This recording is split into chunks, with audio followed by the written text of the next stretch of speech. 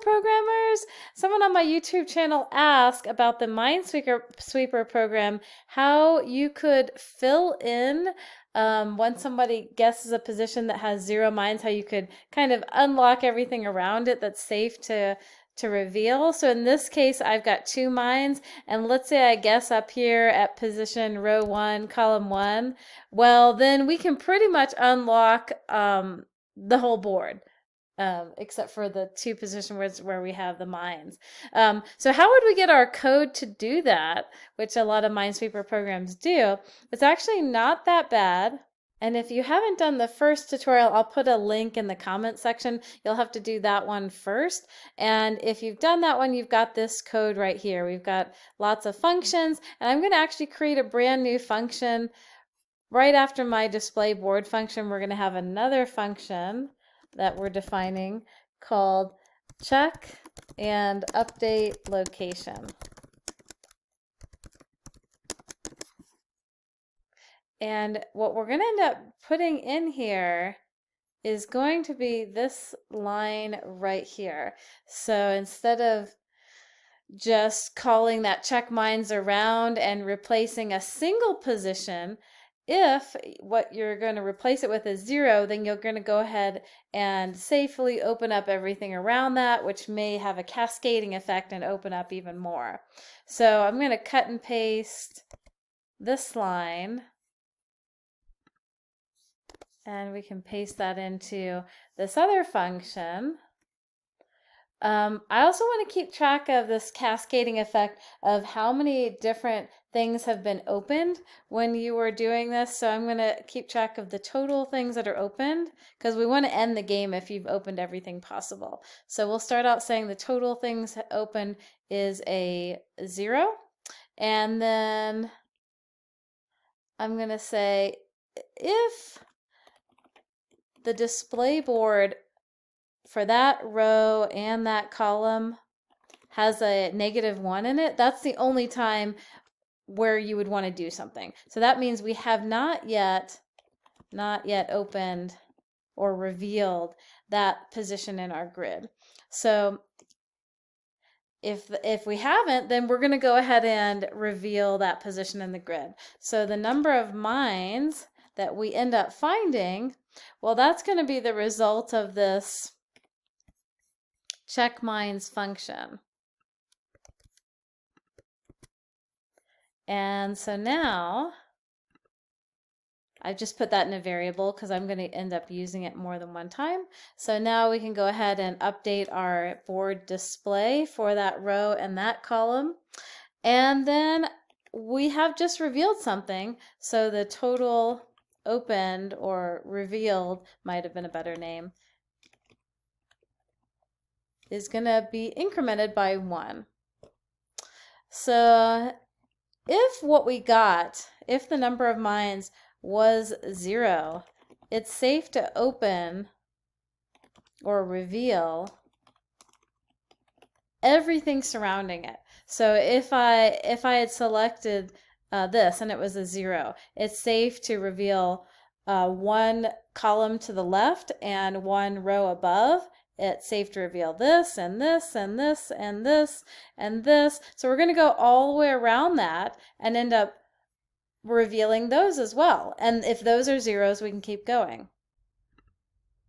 So the only time we want to do this additional revealing is if your number of mines, this is why I put it in a variable, because I wanted to use it again and look and see if it was 0. And we've done something similar before. Every time we call the function to display, let's see, no, it's not, check mines around, we're going and checking for every row, but we're going 1 row to the left and then checking all the rows and all the columns and starting with 1 column to the left. So this is so similar that I'm going to end up copying and pasting this code and putting it in my new function. And I want it to be right about here. I'm going to have to fix all my indenting. Okay. We don't really care about the, this line's going to change, but everything else is the same. We want to start at one row to the left and one column to the left, and we've got 2 while loops, so we go through every different position around here.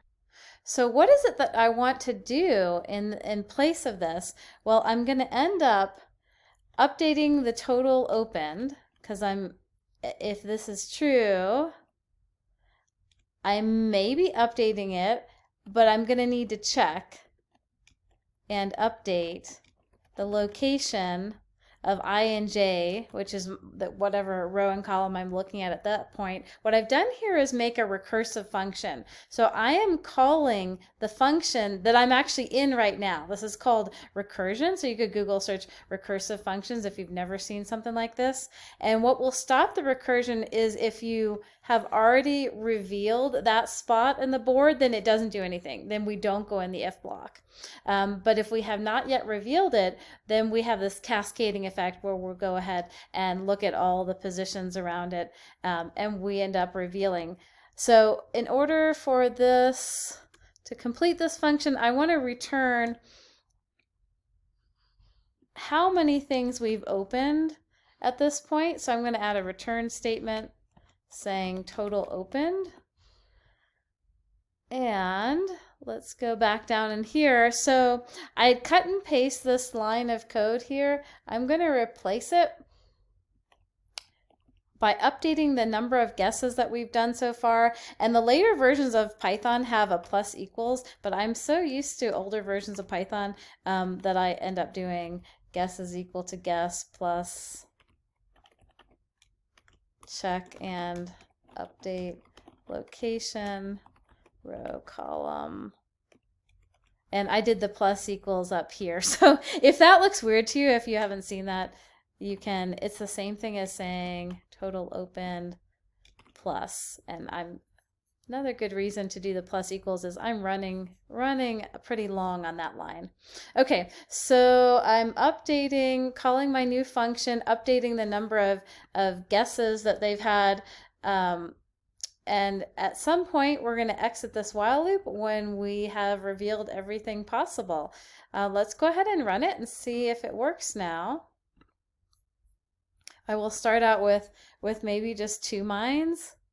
And I'm going to guess this position right here. So it's row 1 and column 5.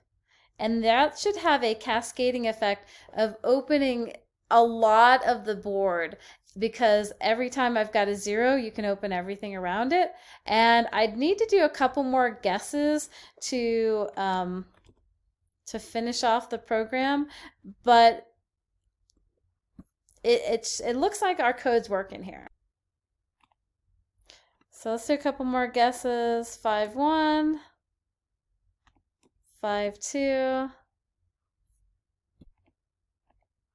And let's do 4-1. And at this point, let's see, we've got one more. There were only 2 mines.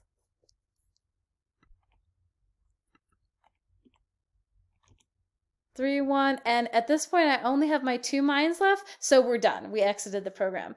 My Minesweeper skills are not that great, not as good as my programming skills. So that's an improvement to our game. The next improvement, if I had time and the video wasn't getting too long, is instead of always doing a 5x5 board, I'd make this the number of rows and the number of columns a variable, and then update the program so we don't have so many hard-coded 5s, so that we can have a different size. I'll leave that as an exercise to you, but if there's any questions about how to do it, I could make another video. Happy programming!